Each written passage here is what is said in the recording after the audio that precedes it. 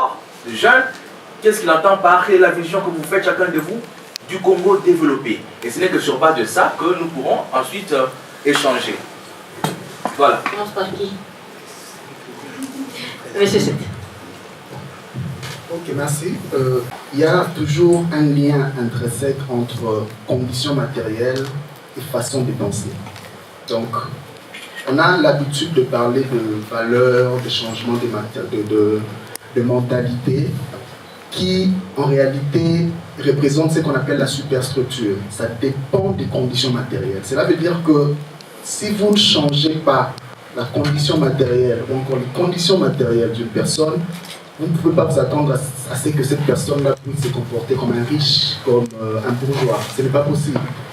C'est le seul pays où on trouve des assistants de carrière. On a une personne qui a fait 20 ans, 30 ans, il est assistant. Alors, ce désordre-là s'est cristallisé au fil des années. Quel est le plan aujourd'hui pour désinstaller ce système et avancer, shifter vers un système qui prône l'entrepreneuriat? Nous parlons de jeunes, moi je suis beaucoup plus pratique en tant qu'entrepreneur. Quand on parle de jeunes, quand on parle de l'apport, on parle de choses beaucoup plus pratiques, on ne parle pas de discours.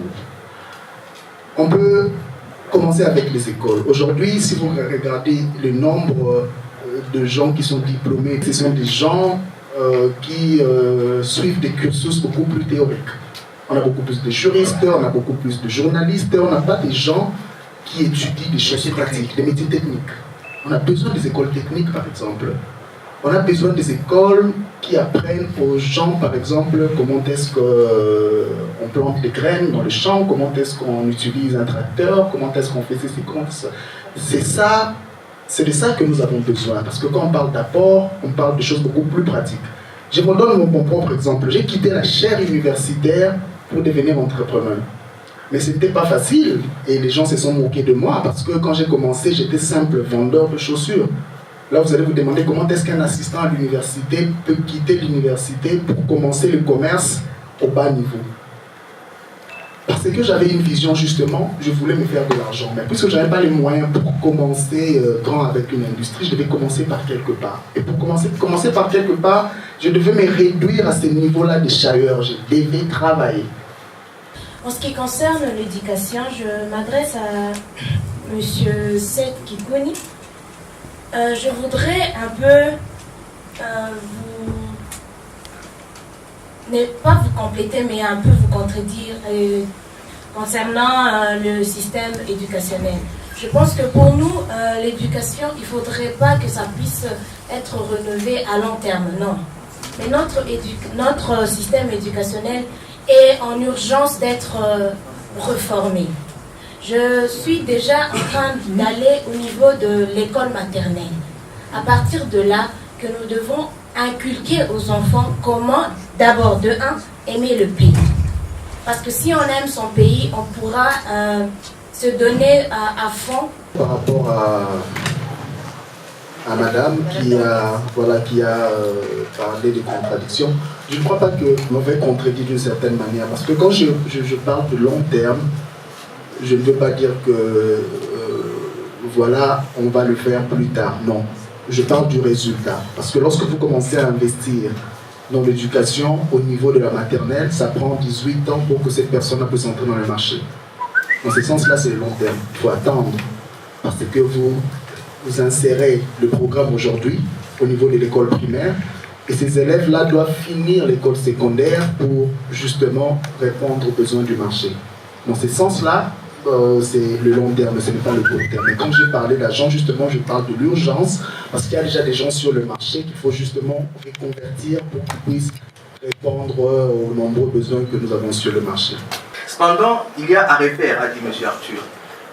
M. Seth a dit que le système a été mal conçu de manière à ce qu'il étouffe la jeunesse. La jeunesse ne sait pas s'exprimer. Alors, nous n'allons pas en rester à ce niveau-là. Qu'est-ce qu'il faudrait faire aujourd'hui pour que les gens qui ont suivi un cursus normal, les gens qui sont passés par les bancs de l'école aujourd'hui, puissent avoir l'esprit entrepreneurial, puissent être utiles à la société, puissent remplir leurs tâches comme il se doit dans la société. Mes chers, comme vous avez les micros, vous pouvez commencer. Merci beaucoup. Le système éducatif actuel, comme vous le savez, il est en inadéquation avec les besoins du marché. Tout le monde est d'accord. Et pour révolutionner ce système, rendre utile l'apprenti à la société, parce qu'effectivement, quand on est formé, on devient inutile en fait. On ne nourrit pas des vieilles dames analphabètes, or on est licencié. C'est grave. Alors, ce qu'il faut faire, la culture entrepreneuriale doit commencer à partir de l'école, à la limite primaire. C'est-à-dire déjà, l'enfant, on l'apprend à entreprendre. L'enfant, on lui donne accès à ce qu'on appelle l'éducation financière. Dans l'éducation financière, c'est là qu'on comprend comment créer des richesses, comment faire un budget, comment avoir des objectifs financiers. Une simple question que je peux poser. Comment épargner également. Comment épargner? Aujourd'hui, l'on pense que les États-Unis sont les États les plus riches du monde. Je vais vous dire la vérité, que l'État attend que l'État des États-Unis n'a pas d'argent, mais c'est des citoyens américains. C'est des citoyens américains qui sont riches. C'est-à-dire que ces citoyens-là ont été préparés dans leur curriculum scolaire. Il y a des aspects d'entrepreneuriat et d'orientation précise, pas envoyer les enfants d'autrui avec beaucoup de choses et finalement qui ne profiteraient. Donc il faut intégrer ça dans le curriculum scolaire et universitaire. Et après, avant de trouver son diplôme d'État, l'étudiant, après avoir trouvé le diplôme d'État, avant d'intégrer l'université, ça doit être obligatoire de réinsérer professionnellement les candidats étudiants, pas des services sociaux, pas les services volontaires.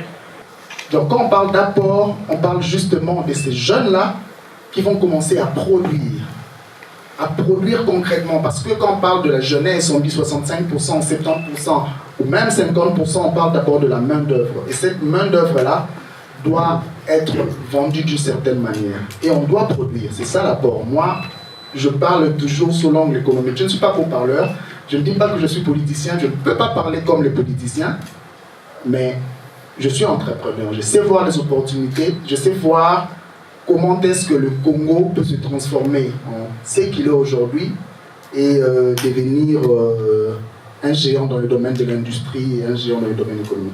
Et voilà, nous sommes à la fin de cette activité. Merci à vous tous qui avez participé, directement et indirectement.